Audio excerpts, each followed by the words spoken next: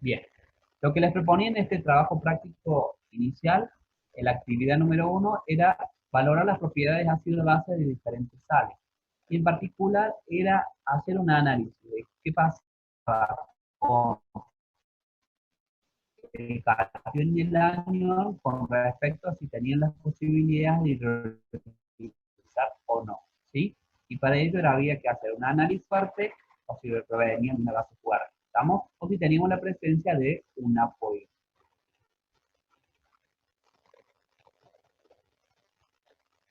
Entonces, ¿qué hubiesen hecho ustedes en el laboratorio? Bueno, iban a tomar 2 mililitros de soluciones de 1 molar de 4 sales que estaban solubilizadas en agua, ¿sí? Son soluciones acuosas, donde teníamos cloruro de amonio, carbonato de sodio, nitrato de potasio y sulfato de aluminio. La idea era que de alguna manera uno pudiese estimar o hacer una aproximación del cuál era el pH de la solución. Para eso, si van a valer ustedes de un indicador ácido-base, ustedes la conocen, los indicadores ácido-base, es una especie que tiene la posibilidad de cambiar de color dependiendo cuál sea el pH del medio en el cual se encuentra, ¿sí? Y generalmente uno, de un indicador, hace referencia a lo que se conoce el rango de viraje del color, ¿está? En este caso vamos a utilizar azul de bromotimol. La bromotimol tiene un intervalo de viraje entre 6 y 7, entre 6 y 7,6, por debajo de 6, lo que se le conoce como la forma ácida, y la forma básica.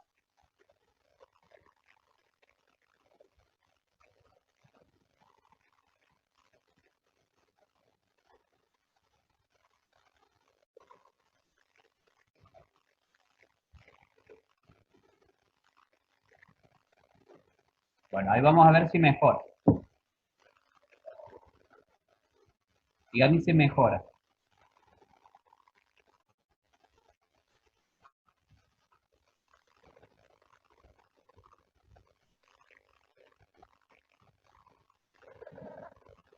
Bien, voy a tratar de hablarles súper cerquita.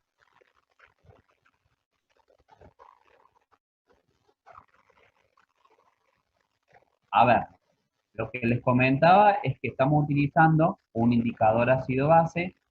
Ustedes recuerden que los indicadores ácido-base tienen la posibilidad estructural de cambiar de color dependiendo en qué medio en qué medio se encuentren y dependiendo del pH de los mismos, ¿sí?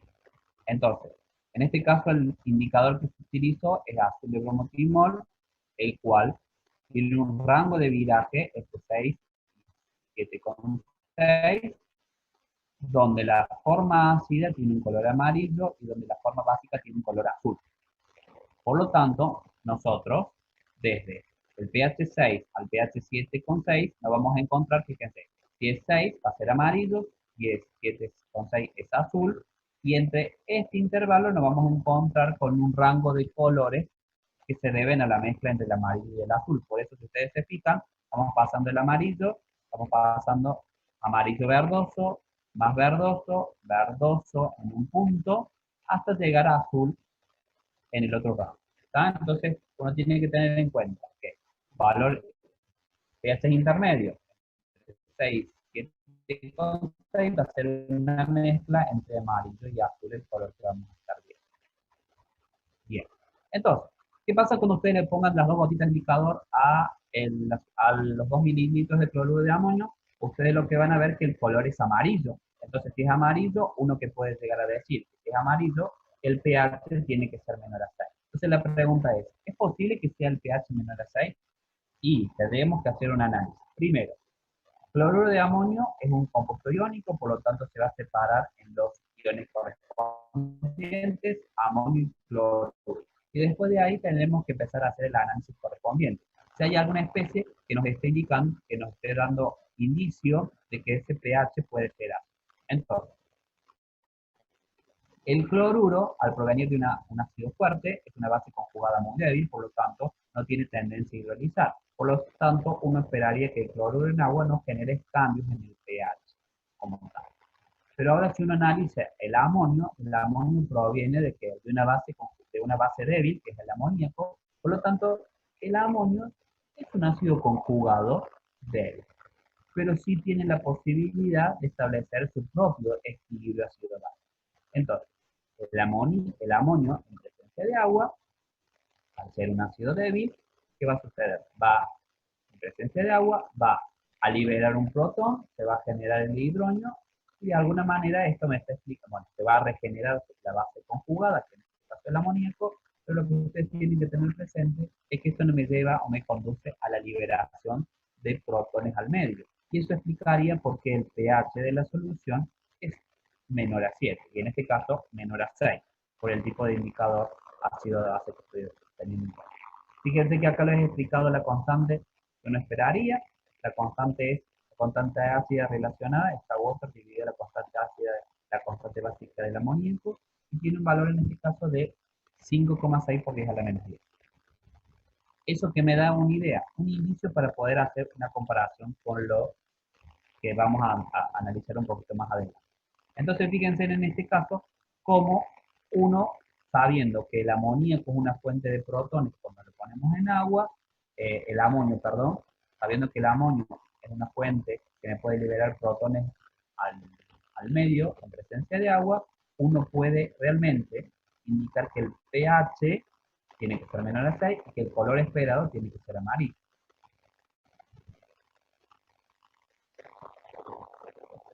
¿Qué pasa ahora si ponemos carbonato de sodio? Bueno, en el caso del carbonato de sodio, fíjense que cuando ustedes lo hicieron en el laboratorio, el color que hubiesen observado es azul. Entonces, de nuevo, el carbonato es una sal, ¿sí? Y me dice que está acuosa es porque está ionizada, entonces tenemos sodio y el carbonato por un lado. Entonces ahora empezamos a analizar. El sodio. ¿De dónde proviene el sodio? Bueno, el sodio proviene de una base fuerte, el hidróxido de sodio. Por lo tanto, el sodio como tal es un ácido conjugado muy débil, por lo tanto, no tiene tendencia a hidrolizar. Esto me indica que en agua no esperaríamos ningún cambio desde el punto de vista del pH. Pero ahora en el caso del carbonato, sí proviene, es una base débil, ¿sí? Es una base débil, es la base conjugada de, ¿qué quiere decir? Del bicarbonato, ¿sí? De esta especie. El carbonato, ¿cómo se genera? A partir, ¿qué quiere decir? De, si no lo pensase, a partir de la deprotonación del bicarbonato. Entonces, lo que puedo decir que el carbonato es una base conjugada débil. Y si una base conjugada débil, no es una base conjugada muy débil, es una base conjugada débil, por lo tanto todavía tiene posibilidades de hidrolizar. Entonces, a ver, primero que si yo veo el color azul es porque tengo que un medio básico que tiene que ser mayor a 7,6. Entonces ya me está dando el indicio de que alguna especie, digamos, alguna de las especies que estoy incorporando en el medio está provocando que el pH aumente, que sea bajo. Entonces, ahora el análisis es decir, ¿cuál de estas dos especies que yo estoy poniendo, el sodio o el carbonato, sería el responsable?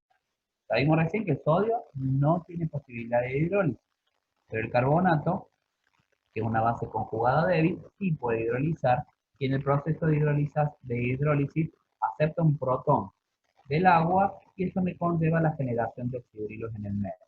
Y eso es lo que me explica que el pH del mismo aumenta. ¿Cómo vendría a ser en este caso el valor o cómo podríamos expresar KB? Bueno, KB vendría a ser la K-water dividida, que quiere decir la constante ácida, pero ahora relacionada a la constante ácida del bicarbonato. ¿Por qué del bicarbonato? Bueno, porque justamente es a partir del equilibrio bicarbonato-carbonato donde aparece el carbono. Fíjense en el valor que tenemos, un valor bastante importante. Es más, esto es 2,1 por 10 a la menos 4. El amoníaco, fíjense que tiene una constante básica de 1,8 por 10 a la menos 5. Esto que me está indicando que de alguna manera el carbonato es una base más fuerte que el amonio. Entonces, uno que puede llegar a sacar de conclusión, que si yo tengo una solución 0,1 molar de amoníaco y una solución 0,1 molar de carbonato, en el caso de la solución de carbonato, es la que va a presentar un pH mayor.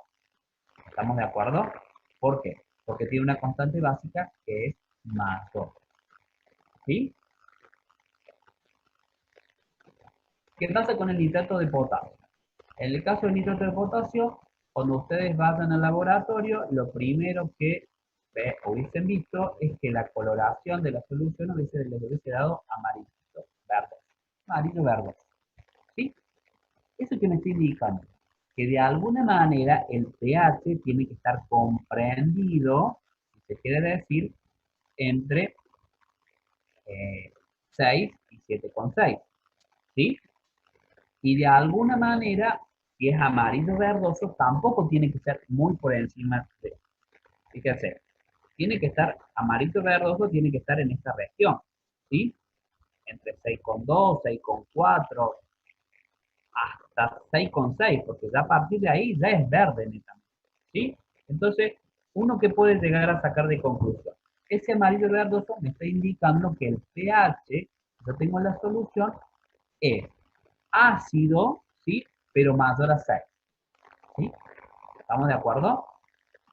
Entonces, uno empieza a hacer especulaciones y análisis, pero si tengo un nitrato de potasio, ¿el potasio proviene de qué? De una base fuerte, entonces el potasio es un ácido conjugado muy débil, no debería haber cambio.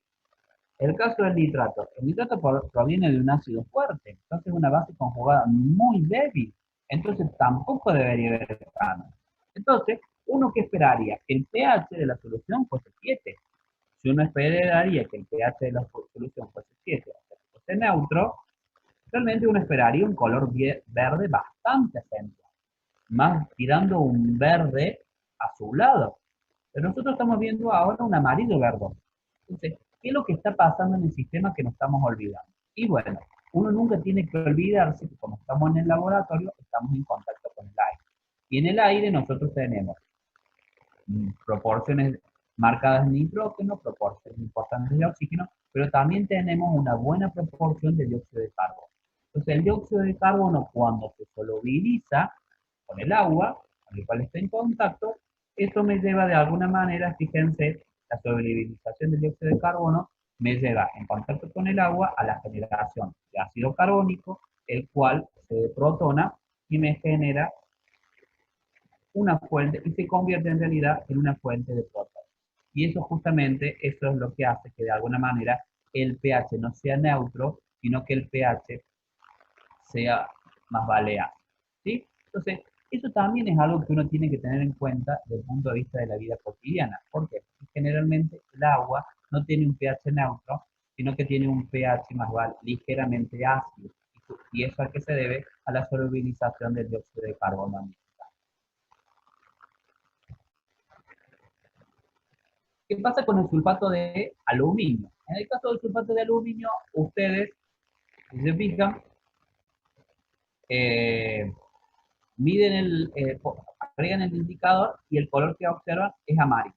Un amarillo es amarillo, no importa. Entonces, ¿eso qué pueden decir? Que el pH es menor de 6. Entonces, en este caso, ¿a qué se debe? Bueno, entonces en este caso, uno diría, hacemos, tenemos el sulfato, hacemos el análisis, se genera el aluminio, el sulfato, y el sulfato proviene de un ácido fuerte. Si proviene de un ácido fuerte, ¿uno qué esperaría? Uno esperaría que es una base conjugada muy débil, por lo tanto, no hidrolizaría, no veríamos cambio. Y en el caso del aluminio, el aluminio proviene, podríamos decir que proviene de una base fuerte, el hidróxido de aluminio, y podríamos especular que sería un ácido débil, podríamos especular que es un ácido conjugado muy débil. Pero nosotros ya que hemos visto, en el caso de las cationes que tienen alta densidad de carga, tenemos cátedra del ojo.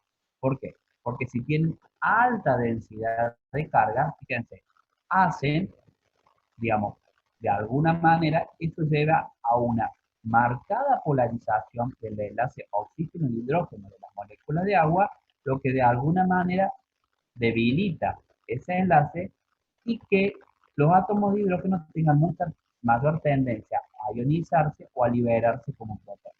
Y eso justamente es lo que explica, se quiere decir, la acidez que presenta esta solución de sulfato de aluminio. Entonces, fíjense, en este caso, el aluminio se rodea de 6 moléculas de agua, la interacción, digamos, si se quiere, de solvatación típica. A ver, este aluminio material acuoso, escribirlo de esta forma o escribirlo de esta forma es exactamente lo mismo, cuando uno lo quiere, pero para que lo puedan referenciar. Pero ahora que ya sabemos, por esta alta densidad de carga que tiene el aluminio, ¿sí? Genera una gran atracción por los electrones libres que tiene el oxígeno. Eso conlleva que a una polarización del enlace o que el enlace oxígeno-hidrógeno sea mucho más polar y por lo tanto de alguna manera provoca la debilidad del mismo y que ahora un protón puede ionizarse y al ser ionizado lo reciban las moléculas de agua circundantes. Entonces eso de alguna manera, se quiere decir, es una fuente de protones alimentarios. Eso hace justamente que el pH, el color sea amarillo y que uno pueda predecir que el pH sea menor. Cuando uno busca la constante ácida de este acuoión, se da cuenta que es de 1,6 por 10 a la menos 5.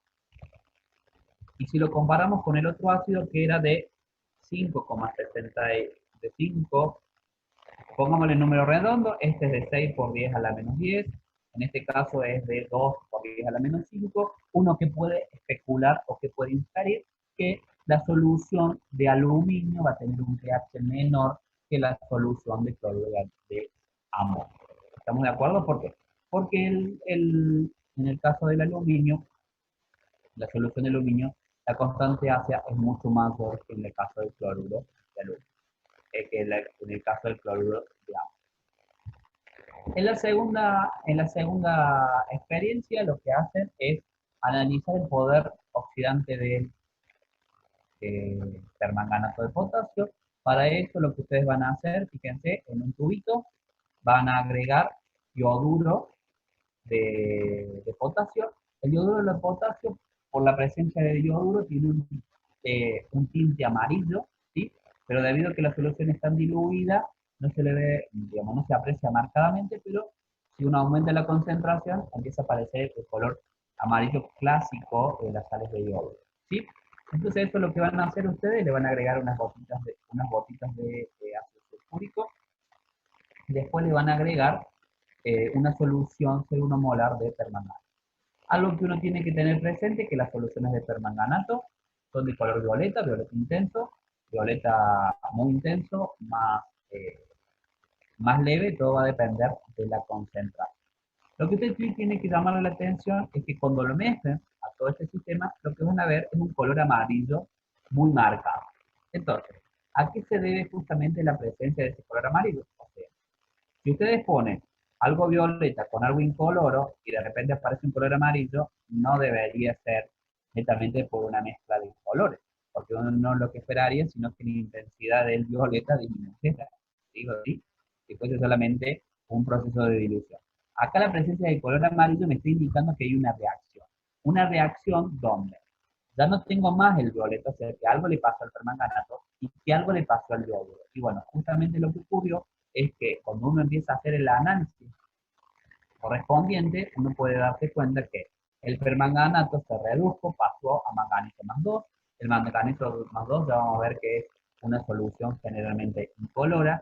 Y en el caso del yoduro, pasó a una especie que se llama triyoduro. El triyoduro, ¿qué quiere decir? Es la forma del yodo en solución. ¿Está? Y ese color amarillo que nosotros vemos tan intenso justamente se debe a la presencia del triyoduro. Fíjense, ahora el análisis que nosotros vamos a hacer. Entonces, ¿ocurrió la reacción? ¿Va a ocurrir? No sé, pero la podemos analizar. Entonces, analizando qué pasa con los potenciales asociados al proceso de oxidación, perdón, de reducción y oxidación, uno puede determinar que el potencial es casi 1, entonces uno podría esperar que realmente la reacción va a ocurrir. Y era lógico que fuese a ocurrir, chicos, ¿por qué? Porque vemos un producto que es totalmente distinto a lo que teníamos inicialmente. ¿Estamos? Bien. Entonces, ¿cómo puedo evidenciar la presencia del triyoduro? Bueno, agregando almidón. El almidón, cuando uno agrega unas gotitas y ve un color azulado, bueno, justamente esto me está indicando que tengo la presencia de yoduro en el medio. ¿Está? Entonces, algo que tenemos que remarcar de todo este proceso es que Ustedes ahora tienen que saber que no voy a poner de yoduro a yodo, sino que va a ser de yodo a yoduro. ¿Por qué? Porque si fuese yodo 2, el yodo 2 es una molécula de tipo apolar, y si fuese apolar, esta molécula sería insoluble en agua. Entonces, para que de alguna manera podamos decir que realmente tenemos esa molécula, no ve, aparte otra cosa, no vemos en el sistema nada que se esté separando en dos fases. O sea, me está indicando que todo el sistema es visible. Esa visibilidad se debe a qué? A que ahora el yodo que se está generando con el exceso de yoduro que estamos poniendo inicialmente, nos lleva a la generación del triyoduro. Entonces, este triyoduro de alguna manera se puede decir que está en equilibrio entre yodo 2 y yoduro. ¿Está? Obviamente que es un equilibrio que está totalmente desplazado hacia el triyoduro, pero algo de yodo en el medio voy a tener, que no lo voy a, digamos que no es perceptible a nuestros ojos, de alguna manera, porque ese equilibrio está desplazado hacia el especie triyoduro, pero lo voy a tener. ¿Es suficiente para qué? Para que de alguna manera este yodo se pueda, si ustedes se fijan, acomplejar con el almidón. El almidón, fíjense, tiene esta forma, si se quiere decir, helicoidal, y en estas partes, si se quiere decir, en estos intersticios, es donde se posiciona el yodo. Cuando el yodo se posiciona en estos intersticios, es que permite la generación de un complejo que da coloración azul.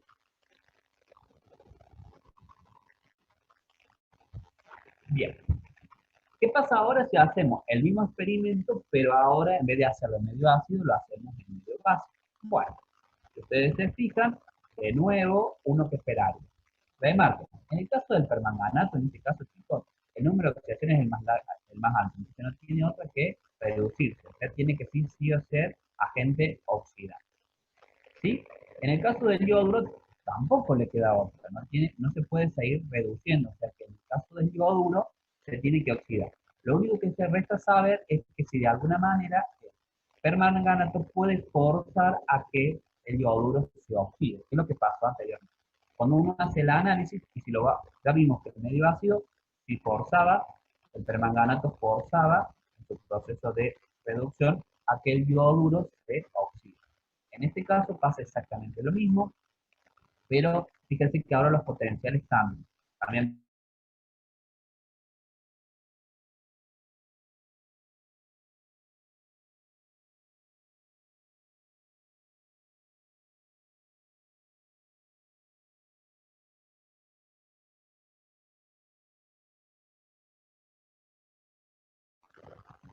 a ver,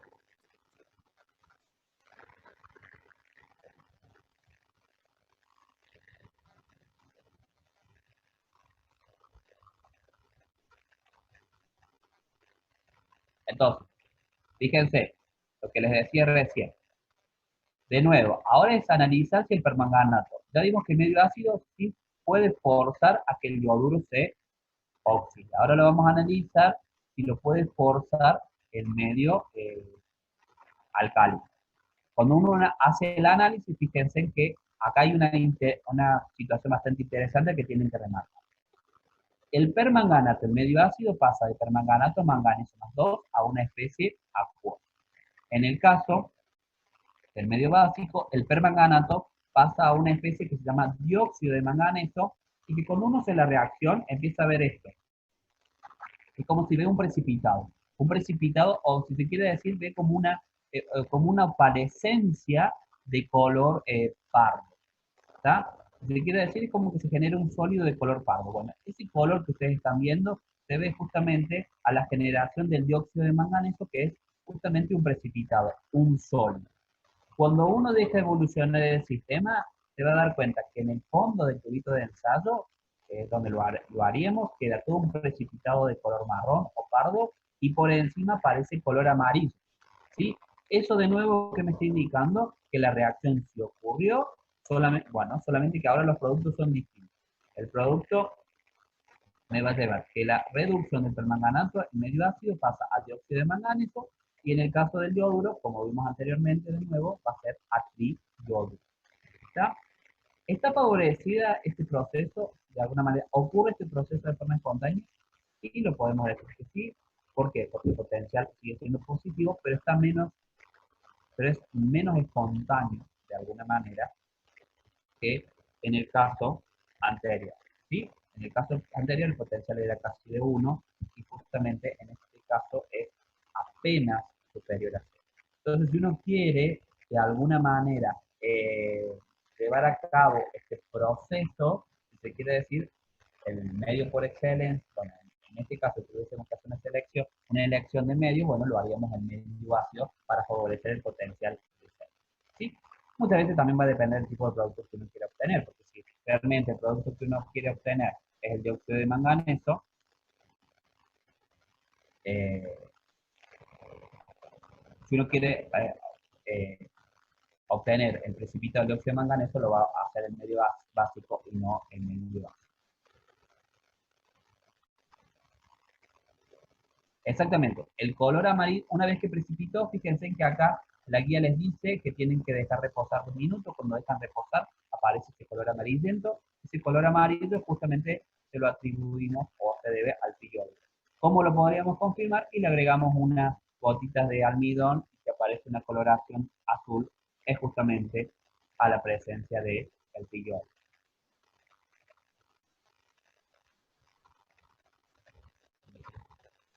Estos son los diagramas que les pide a ustedes. Después les pide que construyan los diagramas de Frost y que lo hagan en el mismo gráfico. Acá se los mostramos para que ustedes lo puedan ver. Esto es lo que uno dice, construya los diagramas de Frost en un mismo gráfico.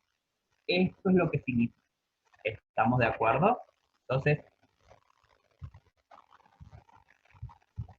ustedes tienen acá esta situación donde tenemos un ejemplito para que ustedes lo puedan ver. ¿Qué pasa cuando tengo los diagramas de Frost? El medio se los pide tanto el medio ácido como el medio básico. Yo lo estoy presentando en lo que pasa el medio ácido, el medio básico. Perdón.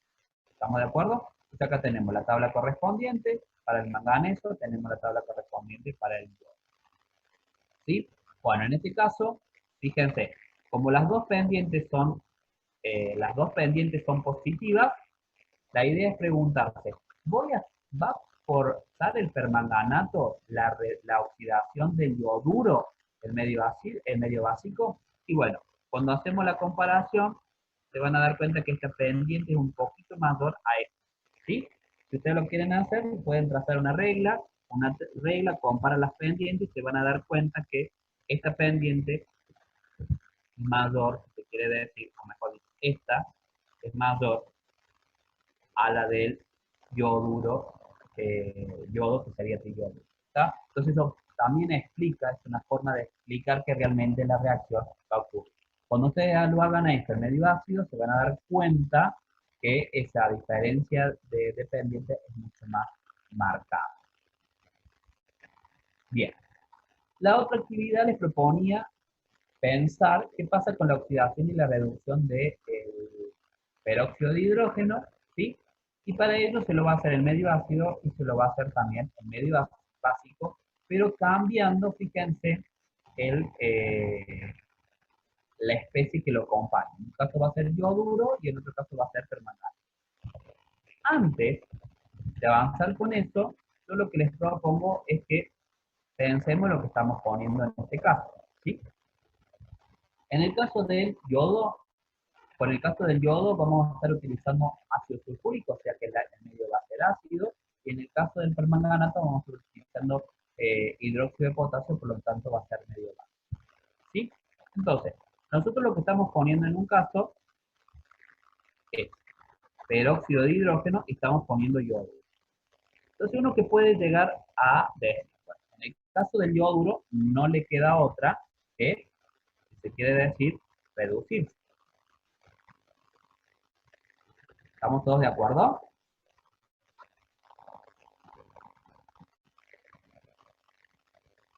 Perdón, al yoduro no le queda otra que reducirse o oxidarse.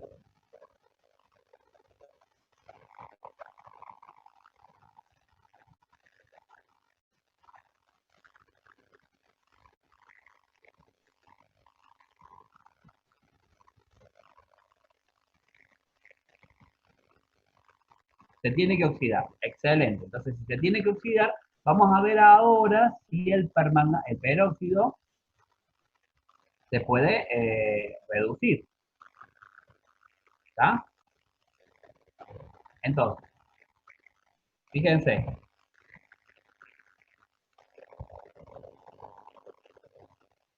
este se tiene que oxidar, ¿sí? Y este se tiene que reducir. Y eso de alguna manera es lo que uno puede ver de estas dos pendientes. Fíjense, si uno solamente analiza las pendientes, analicemos las pendientes. Si uno analiza las pendientes de todo lo que le pasa al si uno mezcla peróxido, si uno mezcla peróxido y mezcla yoduro, fíjense en lo que les conviene en este caso. ¿Sí? Y solamente analizamos pendientes en el caso del proceso de reducción. Entonces, si ustedes se fijan, en este caso, esta pendiente es mucho mayor que esta pendiente. Entonces, uno que puede llegar a pensar, solamente analizando pendientes que tienen que ver con el proceso de reducción. El agua, de alguna manera, el agua oxigenada tiene tendencia a que a reducirse y que el yoduro, de alguna manera, va a tener tendencia a que a oxidarse. Y eso lo puedo ver comparando las dos pendientes. Esta pendiente es mucho más importante que, por lo tanto, el sistema me está indicando que si yo pongo agua oxigenada y yoduro, el agua oxigenada se va a ¿qué? Reducir y el yoduro se va a ¿qué? A oxidar. ¿Por qué? Remarquen esto. El agua oxigenada tiene dos posibilidades. O bien puede reducirse o bien puede oxidarse. Entonces, de que se oxide o se reduzca va a depender de qué especie la esté acompañando. ¿Sí? O cuál, si se quiere decir, es la otra especie con la cual está reaccionando.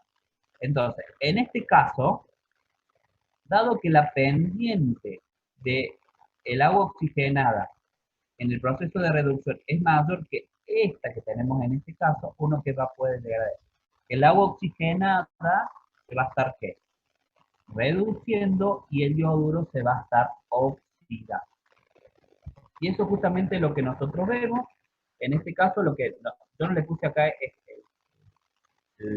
qué verían, qué observarían, porque ya lo que ustedes van a ver, el agua oxigenada es incolora, el yoduro tiene un color amarillito, y cómo me voy a dar cuenta que está ocurriendo la reacción, porque aparece un color amarillo bien intenso, el cual ustedes pueden corroborar si le agregamos al medio. ¿Qué pasa ahora si vamos al medio básico? En el medio básico yo no estoy agregando yoduro, sino que estoy poniendo permanganato. Bueno, de nuevo, en el caso del permanganato ya sabemos que no le queda otro permanganato que reducirse, ¿sí? Pero ahora la pregunta es, si bien no le queda otra que reducirse, ¿el peróxido tendrá tendencia en este medio a oxidarse? Porque no la podría llegar a tener. Entonces los dos podrían de alguna manera quedar como están. Los mezclamos, pero no ocurre ningún tipo de reacción. Entonces fíjense, si ustedes se fijan, el permanganato tiene tendencia a reducirse, fíjense que esta pendiente es positiva, perdón, esta pendiente es positiva, pero si ahora yo voy en medio básico, el permanganato de por sí, fíjense que acá está con un hidrógeno menos porque está en medio básico, esto apunta, pero es permanganato lo mismo. Entonces, si ustedes se fijan, ahora esta pendiente negativa me está indicando que el permanganato tiene tendencia a reducir. Entonces, justamente esto es lo que más, digamos, eso también me está certificando de alguna manera lo que yo voy a observar en el laboratorio. Yo ya puedo predecir a partir del diagrama de Latimer, perdón, a partir del diagrama de Ross, qué va a ocurrir en mi sistema. Fíjense, el permanganato tiene tendencia a reducirse, sí, tiene tendencia a reducirse, la especie que vamos a tener es el dióxido de manganeso, y en el caso del peróxido de hidrógeno, tiene tendencia a que esta pendiente negativa me indica que tiene tendencia a oxidar, ¿sí? Entonces, eso es lo que va a estar ocurriendo justamente en el laboratorio. Ustedes cuando pongan agua oxigenada y dióxido de manganeso e hipermanganato, el medio básico van a observar dos cosas. Por un lado, fíjense, el desprendimiento de burbujas, esas burbujas que van a ver van a ser justamente de oxígeno, y en el caso también van a ver la presencia de un precipitado Al principio la solución se va a poner turbia, va a aparecer un color pardo, y eso justamente se debe a la generación del dióxido de manganeso, que cuando uno lo deje reposar en el tiempo va a decantar como un precipitado. ¿Estamos de acuerdo? Entonces, eso les tiene que remarcar o tenemos que remarcar en este caso. Bien, pequeñas conclusiones hasta el momento. El yoduro, como tal, va a ser siempre un agente que se tiene que oxidar. ¿Sí? O sea que va a ser un agente reductor. Digamos, no tiene otra alternativa. En el caso del permanganato, tiene un número de oxidación más 7, o sea, la única alternativa es que se pueda reducir. O sea, siempre va a ser un agente de tipo oxidante. ¿Está? En el otro caso, se quiere decir, en el caso en el agua oxigenada, uno tiene que tener en cuenta de que tiene dos posibilidades. O bien actuar como agente oxidante, o bien va a actuar como agente reductor. ¿Sí? ¿Cuándo va a actuar como agente o como el otro? Y bueno, todo va a depender de cuál sea la otra especie que esté reaccionando.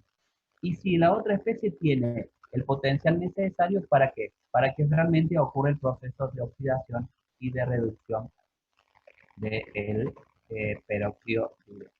Tengamos presente, el peróxido de hidrógeno, tanto en medio ácido como en medio básico, cuando se oxide, va a pasar a oxígeno. Vamos a ver desprendimientos de gas. ¿Sí? Pero ahora si se reduce, el peróxido se reduce a agua si estamos en medio ácido, o se reduce a oxibrilos si estamos en medio básico. ¿Estamos de acuerdo? Para que ustedes más o menos tengan presente. Gente, en la última experiencia la idea es tratar de visualizar el proceso de inmutación de una especie, ¿sí? Para que ustedes puedan ver cómo una especie, dependiendo del medio, puede sufrir si se quiere decir, una dismutación. O sea que en la misma especie cambia, en el mismo elemento cambia el número de oxidación y el número de oxidación, tanto porque se oxida como porque se reduce. Entonces lo que hacemos en este caso es poner 5 mililitros de una solución de tiosulfato y a eso le van a agregar 2 mililitros de ácido clorhídrico, ¿sí? Y lo que ustedes van a hacer es esperar unos minutos, ¿sí?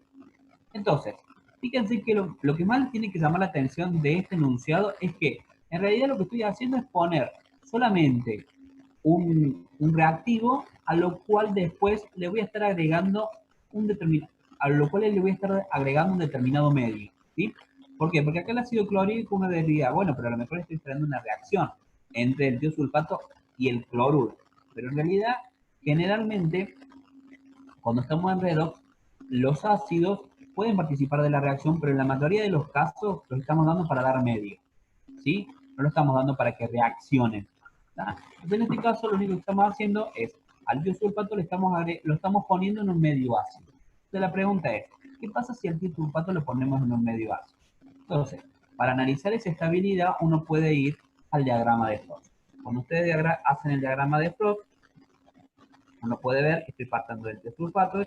Acá tengo el azufre, azufre 8, este azufre elemental es azufre 8, y acá tenemos el ácido sulfuroso. ¿Sí? Pero dice, bueno, si yo trazo una línea que me une estos dos puntos, fíjense, el tiosulfato queda por encima de él. ¿Eso qué significa?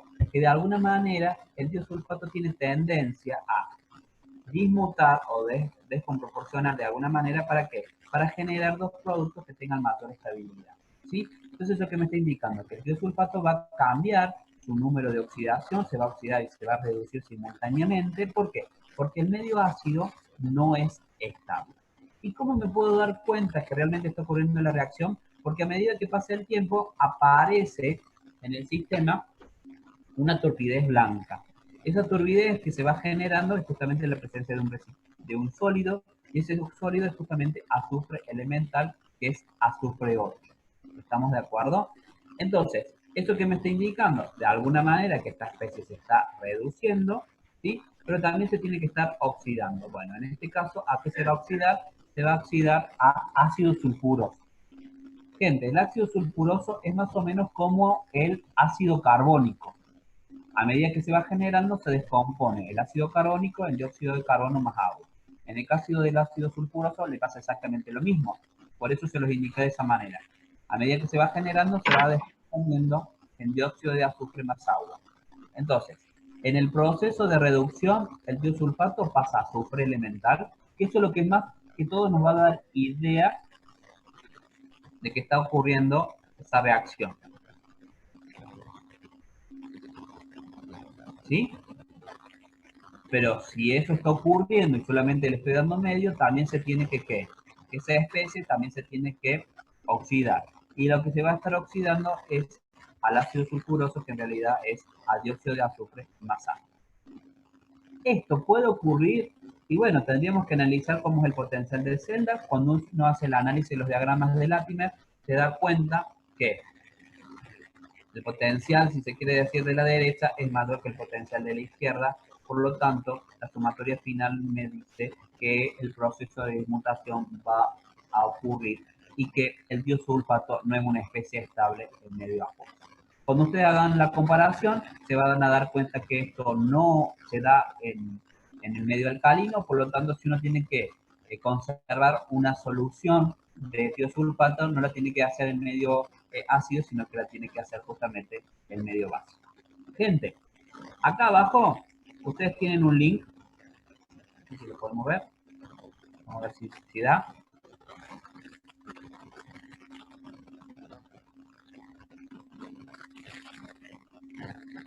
¿Lo pueden ver?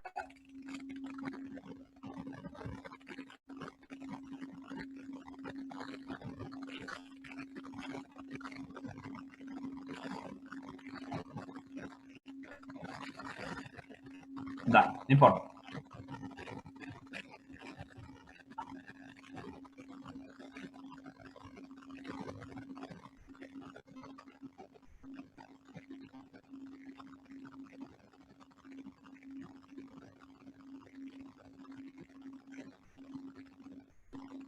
A ver, chicos, ese era el link, solamente con eso terminábamos con esta parte. Es un link donde ustedes van a ver qué sucede, lo pueden abrir, está bastante piola, tiene una solución de tiosulfato, le agregan el ácido clorhídrico y van viendo cómo a medida que va pasando el tiempo, la solución se va empezando a poner turbia y aparece ese precipitado, ese color blanquecino lechoso que justamente nos da idea de que está apareciendo el, el azufre elemental, ¿sí? Y eso también pone en evidencia la descomposición, digamos, la inestabilidad del tiosulfato en medio ácido.